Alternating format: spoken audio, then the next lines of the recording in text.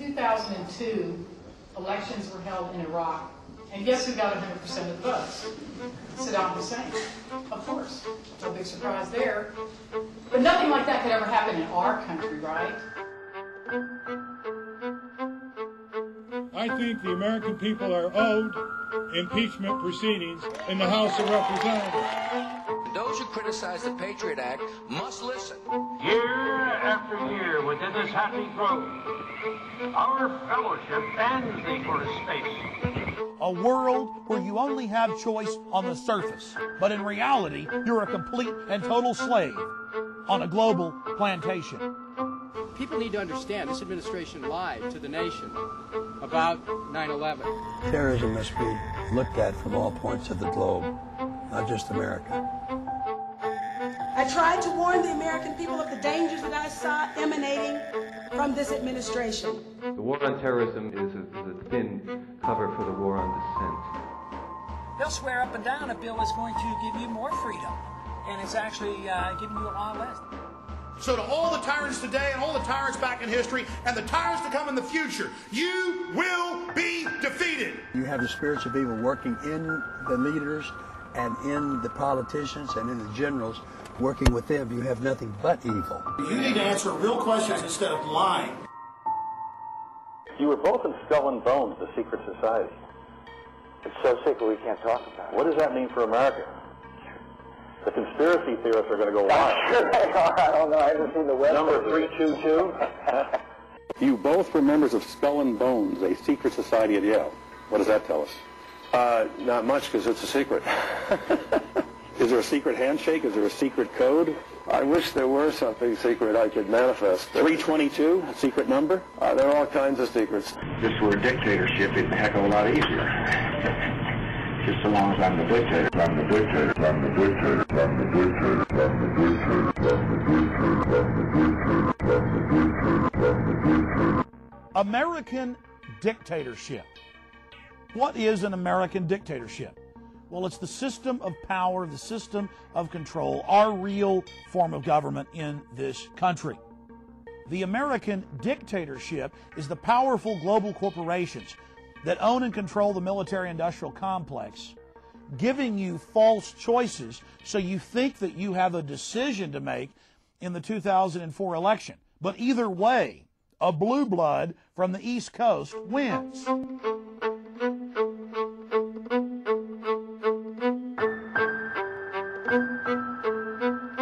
Those guys were both members of the secret society at Yale, right? I have on my website, Infowars.com. So we're not getting this new guy is no better than the lone Here's guy. the deal. If you believe Reuters, they're third cousins. If you believe the Associated Press, they're ninth cousins. They're both ninth cousins to Hugh Hefner. They're members of the same secret society, only 15 members each year, which admittedly was set up in 1832 to overthrow the U.S. And we only have 800 living members of that organization, but you can count their members as 3 presidents, 8 CIA directors, many of the heads of the Fortune 500. And they work in concert together to bring you the unfolding police state, to bring you these criminal wars of aggression against sovereign, innocent nations. Bush, Kerry, and Hefner, odd cousins. Oh, you CBS found it. News. Well, understand, anything I spew out is documented up one side, down the other. I don't care how crazy it sounds. You're right, though. Check this out. Hugh Hefner was quoted as saying, "I would be delighted to invite President Bush and Senator Kerry for a family reunion." CBS News confirms that Bush, Kerry, and Hefner are cousins. It's very important to know that this film has been made in the course of the last 12 months. And time again on my own syndicated radio broadcast, and as we made this documentary, I said, look, it's going to be Kerry. Even when Dean was ahead of Kerry, I said it's going to be Kerry. Think of that. Out of 290 million Americans, we have 2 people from the most elite secret society in the United States, only 15 members tapped or chosen each year. And this is who we get for our presidential candidates. Out of 290 million, 2 people from the same organization that just chooses a couple people every year. It's absolutely incredible. Can you guys open website audio up on the air? Actually, you can go to Infowars.com or PrisonPlanet.com right now, scroll down, and it says Skull and Bones, and you can play the clip of Bush on Meet the Press a few weeks ago saying, yeah, it's so secret I can't talk about it. Okay, let me play this. Yeah. See if it works. Yeah. You were both in Skull and Bones, the secret society. It's so secret we can't talk about it. What does that mean for America? The conspiracy theorists are going to go wild. I'm sure they are. I don't know. I haven't seen the web. Number 322? First of all, he's not the nominee. And, look, I look forward... Are you prepared to lose? No, I'm not going to lose. Kind of skipped over it, didn't he? Well, he just said it's so secret I can't talk about it. Now go down. Under that... Oh, so he was serious? I thought he was kidding. Under that is Lord Kerry on Meet the Press about a month earlier. You both were members of Skull and Bones, a secret society at Yale.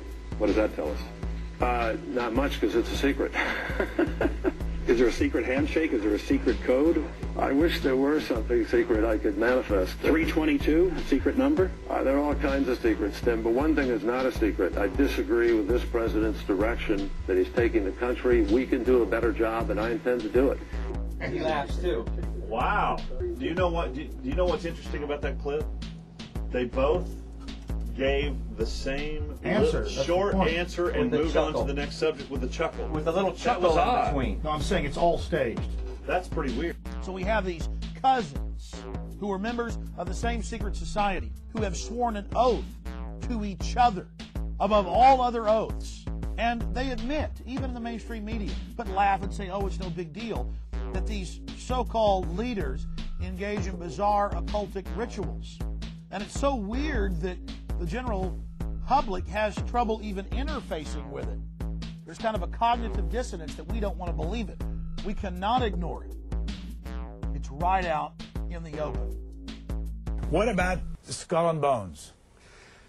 Skull and Bones obviously gets a good deal of attention simply because A, it's secret, and B, the members are people who often turn up in high places later in life, and we'll certainly hear lots about it this year because both George W. Bush and John Kerry were members. Most of the conspiracy theories that are out there now tend to place a lot of emphasis on the notion that there are interlocking secret organizations that hold the real power in the world, and because of its secrecy and because of the elite background of many of its members, Skull and Bones is a prime candidate for that. Well, this isn't just the Skull and Bones when they're 22 or whatever. This is when they're old men at Bohemian Grove. And the point is, in the Trio Network documentary from my footage, they admit, yes, Mr. Jones got the ritual, yes, we're doing this, but it's just for fun. Well, the point is that it's a ritual about not having a conscience. It's the cremation of care. Boy, I wish I could have that one. Alex Jones has been talking about this for quite a while. The Bohemian Grove, of course, is a privately owned redwood grove up in Sonoma County north of San Francisco, where every summer there is a get-together of the wealthy and well-placed, all male, who get together for general cavorting, socializing, lectures, symposia, and so on, in an atmosphere that is completely removed from public scrutiny. Alex Jones and some others have suggested for a long time that there are all sorts of nefarious rituals that go on.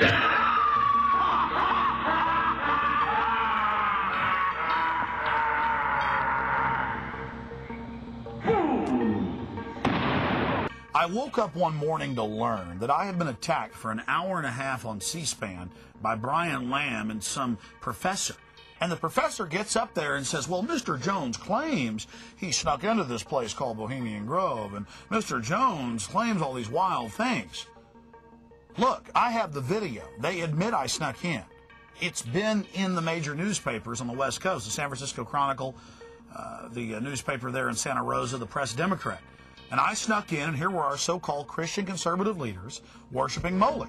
Year after year within this happy grove, our fellowship ends